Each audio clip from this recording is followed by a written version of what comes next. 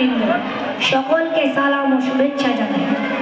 আজকে এই মহতি প্রোগ্রামে আমার বক্তব্যের বিষয় হলো ইসলামী সভ্যতা ও সংস্কৃতি। প্রিয় শ্রোতা মণ্ডল, ইসলাম ধর্ম সর্বকালের সর্বশ্রেষ্ঠ এক ধর্ম, যার মাঝে রয়েছে বিশ্ব মানবতার জন্য এক পূর্ণ ও সত্য জীবন ব্যবস্থা। ইসলামী সভ্যতা সম্পর্কে জানতে ও বুঝতে হলে আমাদেরকে জানতে হবে তথাকথিত সভ্যতাকে। সভ্যতা আখ্যায়িত করার ক্ষেত্রে কয়েকটি বিষয় বিবেচনায় আনা হয়। মৌলিকভাবে তা হলো জনতার অধিকার ও নিরাপত্তার সুনিশ্চিত হওয়া ও দারিদ্রতার মুক্ত হওয়া, সন্ত্রাস ও দুর্নীতি দমনে দেশ জাতি স্বাধীনতা দৃষ্টি এক বদ্ধ থাকা।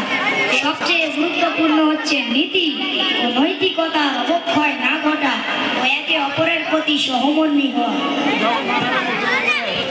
উল্লেখিত পয়েন্টগুলির আলোকে পর্যালোচনা করলে জানা যায় যে প্রাচীন ইতিহাস সেই গ্রিক সভ্যতা থেকে নিয়ে আজকে এই পদার্থিক পশ্চিমা সভ্যতা পর্যন্ত সভ্যতাকেই মানদণ্ডে উন্নীত করা সম্ভব নয়, কেননা এইসব সভ্যতার আকর্ষণ দিকগুলি শুধু মুভি, ওয়েব সিরিজ, হলিউড, বলিউডের মাঝে সীমাবদ্ধ। সম্মানিত শ্রোতাবর্গ, বাস্তবিকভাবে এই সভ্যতার পরতে মিশিয়ে আছে অন্যায়, অবিচার, হিংসা, বিদ্বেষ, অশ্লীলতার নগ্নতার অবক্ষয় ও নিরাপত্তার ঝুঁকি। তাই তো আমরা পশ্চিমা সভ্যতায় সংগঠিত দেশগুলি দিকে তাকালে দেখতে পাই 95% যুবক যুবতী মাদকে আসক্ত। প্রতি বছর 65% মানুষ অনিরাপত্তার কারণে জীবন বিলিয়ে দিচ্ছে। অপরদিকে ইসলামের রোম ও পারস্য সভ্যতার নোংরামিকে দুমড়ে মুচড়ে দিয়ে প্রতিষ্ঠা করে নিচ্ছে যে এক নীতি ও নৈতিকতার মহান সভ্যতা। আর এই ইসলামী সভ্যতাকে পৃথিবীর মানচিত্র থেকে মুছে দিতে চেয়েছিল তৎকালীন যুগের পরাশক্তি রোম ও পারস্য সভ্যতা, কিন্তু তারাই আজ ইতিহাস অতল গহ্বরে হারিয়ে গিয়েছে। পুরানি ইসলামী সভ্যতা আজও তার গর্বময় ইতিহাস নিয়ে মাথা উঁচু করে দাঁড়িয়ে আছে এবং দাঁড়িয়ে থাকবে, কেননা মহান আল্লাহ কোরআন মাজিদে বলে দিয়েছেন, ইন্না নাহনু নাযালনা যিকরা ওয়া ইন্না লাহুল হাফিজুন। অর্থ, আমি এই কোরআনকে অবতীর্ণ করেছি এবং আমি এই কোরআনকে হেফাজত করব।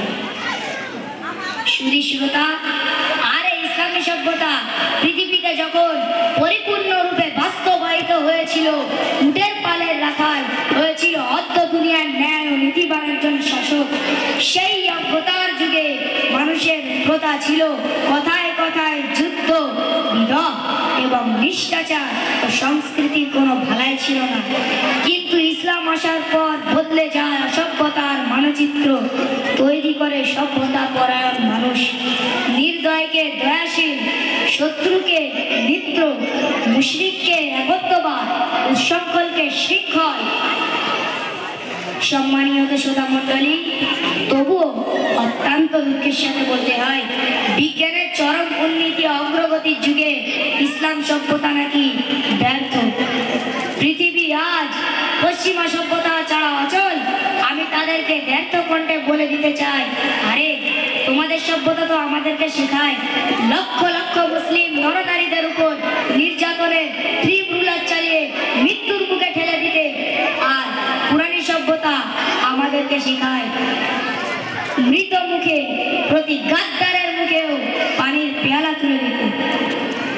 তোমাদের পশ্চিমা সভ্যতা তো তোমাদেরকে শেখায় অধিকার আদায়ের নামে নারী জাতিকে ধর্ষকদের হাতে তুলে দিতে, আর পুরানি সভ্যতা আমাদের যুবক যুবতীদেরকে শেখায় নারী জাতিকে জুলুম অত্যাচার থেকে মুক্ত করে মায়ের সিংহাসনে বসাতে।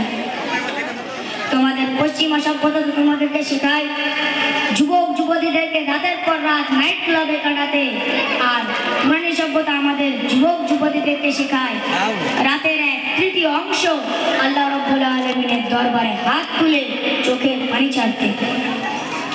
প্রিয় শ্রোতা মণ্ডলী, পরিশেষে আমি বলে দিতে চাই, ইসলাম সভ্যতাই সর্বশ্রেষ্ঠ সভ্যতা। আল্লাহ তাআলা আমাদের সকলকে ইসলামী সভ্যতা প্রতিষ্ঠিত করার তৌফিক দান করুন। আমিন। ওয়া আখিরু দাওয়ানা আলহামদুলিল্লাহ। রব্বিল আলামিন। আসসালামু আলাইকুম ওয়া রাহমাতুল্লাহি ওয়া বারাকাতুহু।